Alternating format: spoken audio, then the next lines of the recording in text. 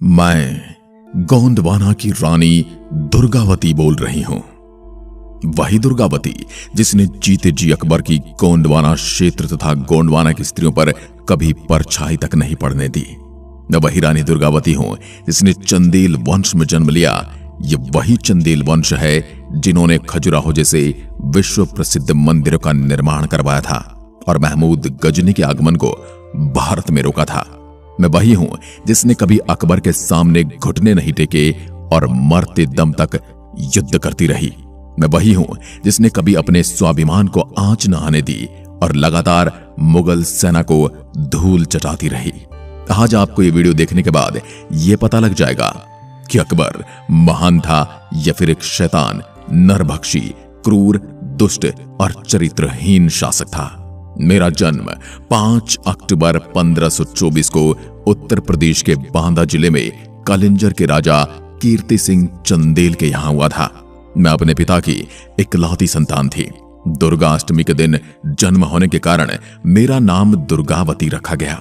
नाम के अनुरूप ही तेज, साहस, शौर्य और सुंदरता के कारण मेरी प्रसिद्धि सब और फैल गई थी। मैं बचपन से ही अस्त्र शस्त्र विद्या में रुचि रखती थी। मैंने अपने पिता के यहाँ घुड़सवारी, तीरंदाजी, तलवारबाजी जैसी युद्ध कलाओं में महारत हासिल की थी। 1542 में 18 वर्ष की उम्र में मेरा विवाह गोंड राजवंश के राजा संग्राम शाह के सबसे बड़े बेटे दलपत शाह के साथ हुआ। मध्य प्रदेश के गोंडवाना क्षेत्र में रहने वाले गोंड वंशज 4 राज्यों पर राज्य करते थे, जो गढ़मंडला, देवगढ़, चंदा और खेरला थे। दलपत शाह का अधिकार गढ़मंडला पर था। मैंने एक बेटे को जन्म दिया जिसका नाम वीर नारायण रखा गया।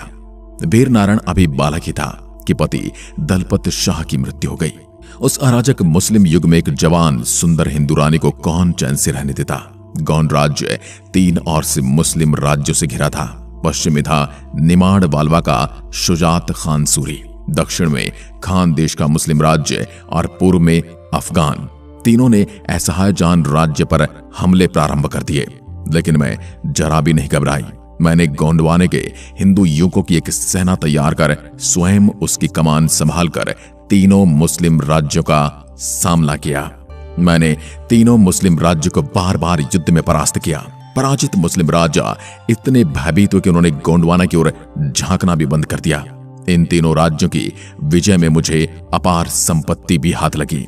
तीनों मुस्लिम राज्यों के खामोश हो जाने के बाद गोंडवाना में शांति छा गई। मैंने प्रजा के सुख के लिए कुएं, बावड़ियां, तालाब खुदवाए, धर्मशालाएं बनवाई और मंदिर बनने लगे। अब राज्य की सुख शांति का दुश्मन अकबर बन बैठा था। गोंडवाना एक हरा भरा प्रदेश था। न अनावृष्टि होती थी, न ही अकाल पड़ता था। मेरे तेज और वीरता से गोंडवाने पर आक्रमण होने भी बंद हो गए थे। इसलिए संपूर्ण प्रदेश में शांति अपने चरम पर थी। व्यापार फल फूल रहा था। यह प्रथम अवसर था जब हरियाणा और राजस्थान का व्यापारी समुदाय गोंडवाना में बसने लगा था। इस काल में गोंडवाना एक समृद्ध राज्य था। सारे भारत का धन खींचकर गोंडवाना आ रहा था। इन दिनों युवराज वीर नारायण 18 वर्ष का हो गया था। मैंने राज्य की बागडोर सौंपनी चाही, किंतु उसने स्वीकार नहीं किया। अब मैंने वीर नारायण के विवाह का निश्चय किया। पुरागढ़ के राजा की 16 वर्षीय पुत्री अत्यंत सुंदर थी। मैंने उसे वीर नारायण के विवाह का प्रस्ताव भेजा।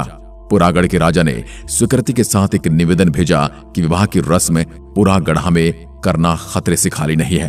अकबर के वासना भरे प्रस्ताव समस्त उत्तर भारत के रजवाड़ों को गए कि वो अपनी कन्याओं के डोले आगरा भेजें। यही प्रस्ताव पुरगढ़ भी गया था। अतः विवाह की रस्म गोंडवाने की राजधानी गढ़कंटक में पूरी की जाए तो विघ्न की आशंका रहेगी।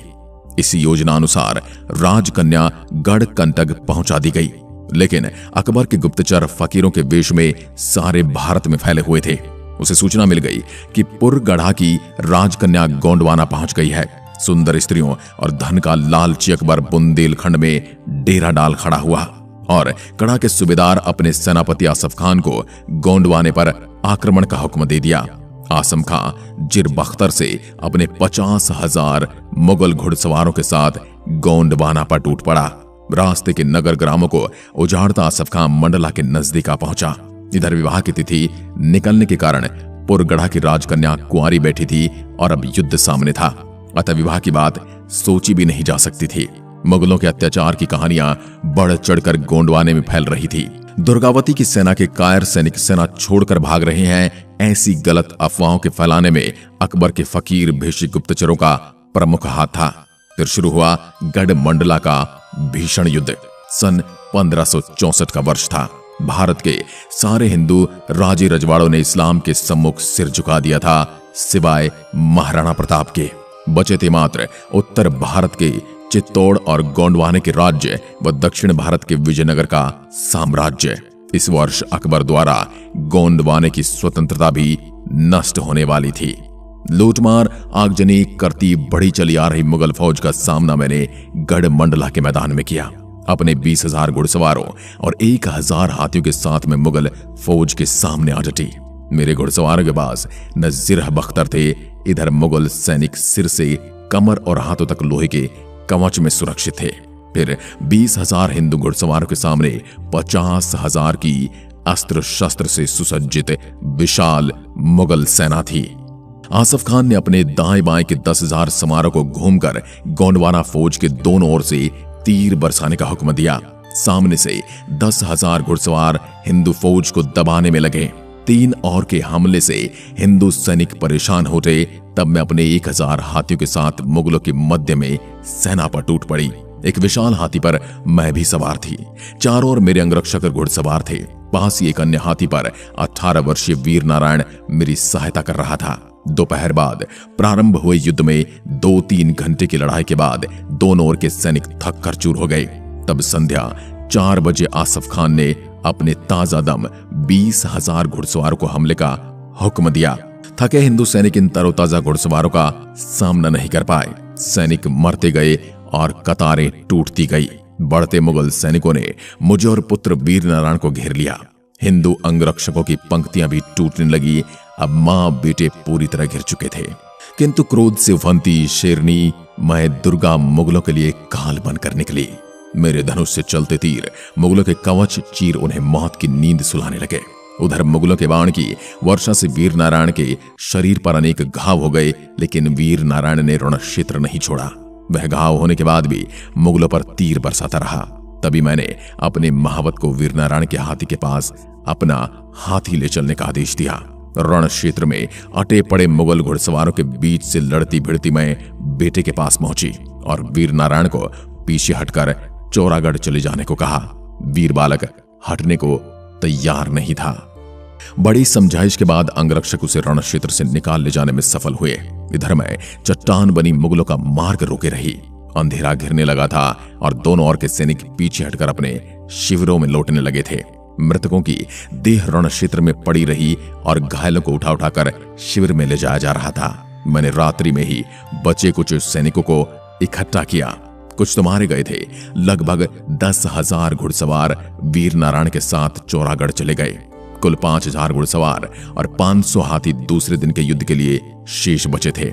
पराजय निश्चित दिखाई देने लगी थी। ये देख मैंने अपने पुत्र वीर नारायण के पास एक संदेश भेजा। बेटा, अब तुम्हारा मुख देखना मेरे भाग्य में नहीं है। अपना इलाज करवाना व भावी युद्ध के लिए तैयार रहना। मैं हटूंगी नहीं। तेरे पिता के पास स्वर्ग जाना चाहती हूं। मेरे मरने के बाद गोंडवाने की रक्षा करना। भगवान यदि सफलता दे तो अच्छा है, लेकिन यदि पराजय हुई तो हिंदू महिलाओं को मुसलमानों के हाथ नहीं पड़ने देना। उन्हें अग्नि देवता को सौंप देना। समय नहीं है, अतः युद्ध के पूर्व जौहर की व्यवस्था कर लेना। अपने पुत्र को समाचार भेज मैं अपने मुट्ठी भर सैनिकों के साथ शिविर से निकले। सामने खड़ा था विशाल मुगल रिसाला। कल के युद्ध में अतिरिक्त सेना के कारण मुगलों की क्षति कम हुई। दुश्मन के निकट पहुंच मैंने हाथी के हौदे में खड़े हो अपने सैनिकों पर एक नजर फेरी और अपना धनुष उठाकर गरज पड़ी, हर हर महादेव। सैनिकों ने विजय घोष किया, हर हर महादेव, और हिंदू सैनिक मृत्यु का आलिंगन करने मुगल सैनिकों पर टूट पड़े। 500 हाथियों पर बैठे 1,000 सैनिक और साथ के 5,000 घुड़सवारों को मुगल रिसाले ने चारों ओर से घेर लिया। एक एक कर हिंदू घुड़सवार गिरते चले गए। सेना सिकुड़ती चली गई। अब मरने की बारी थी गज सवारों की। मुगलों की निगाह मुझ पर लगी हुई थी। आसफ खान ने आदेश दिया कि आसपास के हाथी सवारों को समाप्त कर दुर्गावती को जीवित पकड़ लो, इसे शहंशाह को सौंप इनाम पाएंगे। धीरे धीरे सारे हाथी समाप्त हो गए। जिधर दृष्टि डालो उधर ही मुगल घुड़सवार छाए थे। मुगलों का घेरा कसने लगा, लेकिन मेरे तीरों का बरसना बंद नहीं हुआ। तभी तीरों की एक बौछार मेरे हाथी पर लगी। महावत मारा गया। एक तीर मेरे गले और एक हाथ को भेद गया। असहाय पीड़ा से धनुष हाथ से छूट गया। हाथी को घेरकर खड़े मुगल सैनिक हाथी पर चढ़ने का प्रयास करने लगे। कुछ गंदी फब्तियां भी कस रहे थे। प्रतिष्ठा और अपमान में गज भर का फासला था। मैंने परिस्थिति को भांपा और शीघ्रता से कमर में कसी कटार खींच और जय भवानी गरज समाप्त होते ही छप्पस से कटार अपने हृदय में मार ली। पंछी उड़ चुका था। मेरी निष्प्राण देह होदे में पड़ी थी। इसके बाद हुआ चोरागढ़ का जौहर, जिसमें 5000 स्त्रियां अग्नि कुंड में समा गई। मांडला के दूसरे दिन के युद्ध के समाचार युद्ध से लौटे सैनिकों द्वारा वीर नारायण को मिले। अब सैनिक कभी भी चोरागढ़ आ सकते थे। अतः चोरागढ़ में जौहर की तैयारियां प्रारंभ हुई। रुई, लाख, राल, घास, लकड़ी एकत्र कर किले में लाए जाने लगे। शीघ्रता में सूखे हरे जैसे भी निकट मिले वृक्ष काटकर किले में लाए गए। किले के दीवार के निकट एक बड़े चौक में लकड़ियां बिछा दी गई। उन पर घास, राल, लाख, रुई जगह जगह लगा दी गई। अब किले के दरवाजे बंद कर वीर नारायण मुगलों की राह देखने लगा। लेकिन आसफ खान 2 माह तक चोरागढ़ नहीं आया। वह जानता था गोंडवाना के बचे सैनिक किले में शरण लिए हुए हैं। गोंडवाना पूर्ण आरक्षित है। अतः वो 2 माह तक चोरागढ़ के चारों ओर के नगर ग्रामों को लूटता उजाड़ता रहा। आसफ खान की इस कार्रवाई से किले में रसद पहुंचना बंद हो गई और बीते इन 2 माह में किले की रसद धीरे धीरे समाप्त होने लगी। ठीक 2 माह बाद आसफ खान ने चोरागढ़ घेर लिया।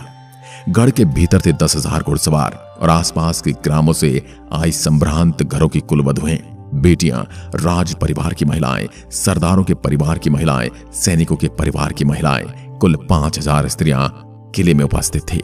वीर नारायण ने प्रमुख सरदारों की बैठक बुलाई और दूसरे दिन जौहर करने का निश्चय किया।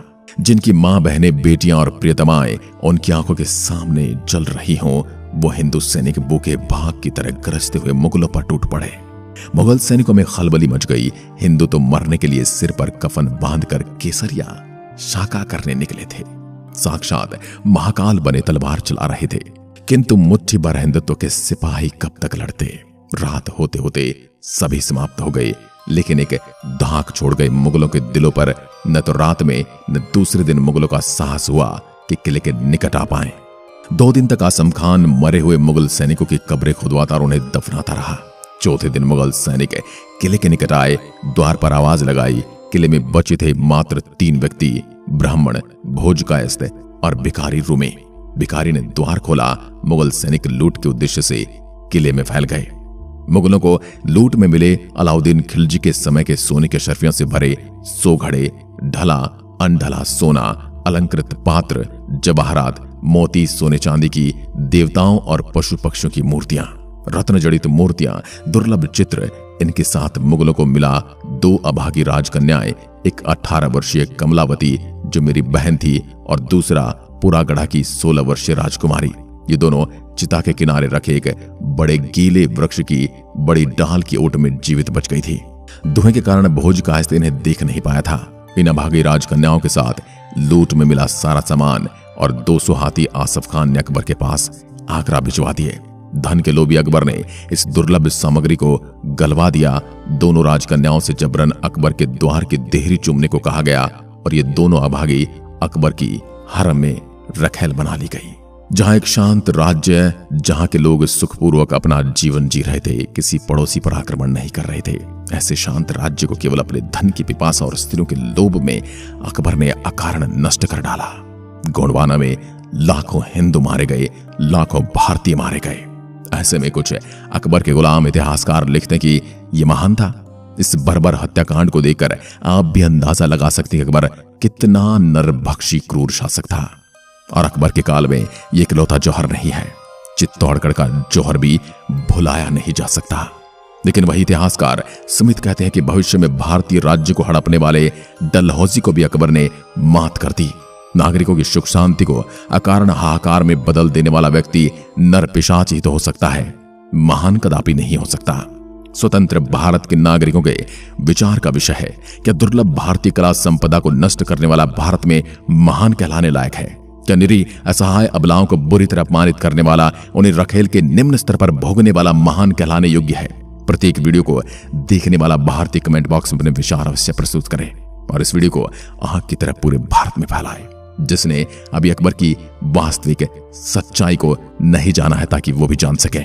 इतिहास की सच्चाई को जानने और वीडियो को अंत तक देखने के लिए आपका धन्यवाद। एक बार फिर मिलते हैं एक और ऐतिहासिक किस्से के साथ, तब तक के लिए नमस्कार, जय हिंद, जय भारत।